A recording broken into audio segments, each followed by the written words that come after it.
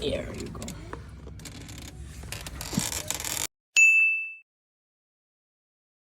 Good afternoon everyone! Tara samahan niyo akong mag-unbox ng iPhone 15 Pro Max. So, blue titanium ata yung order ko. Yeah, blue titanium.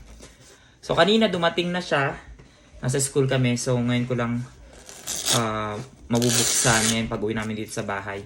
Na-order ko to ata Sabado or Linggo. And then, ngayong Wednesday dito sa amin dumating. Ayan. So, nag-trade in lang ako yung iPhone 13 Pro Max ko 2 years ago. Yun, itinrade in ko lang yun.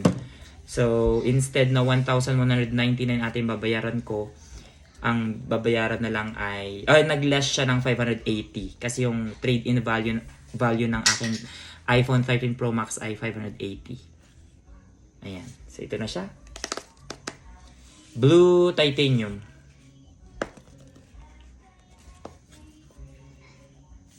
Ayan.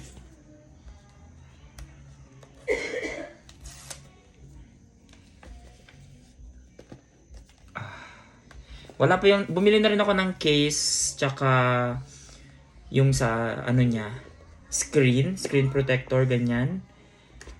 Pero hindi pa ata dumating yung case. Check ko mamaya yung mga orders na dumating dyan kung kasama na yung screen protector. Ayun. There you go.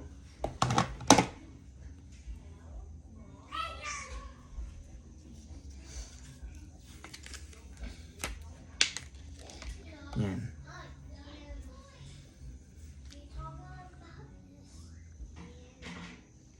Pro Max ito.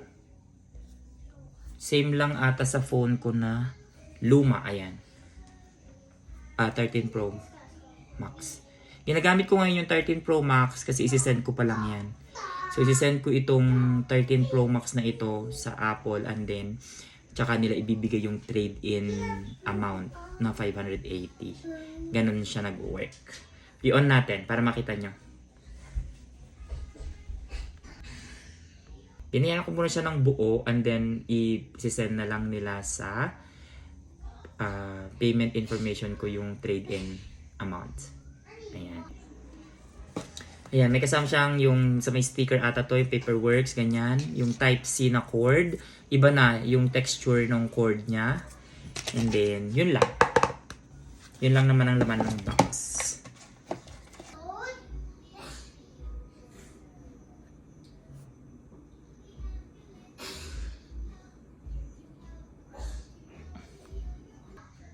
Set up ko lang to. Thank you so much and bye for now.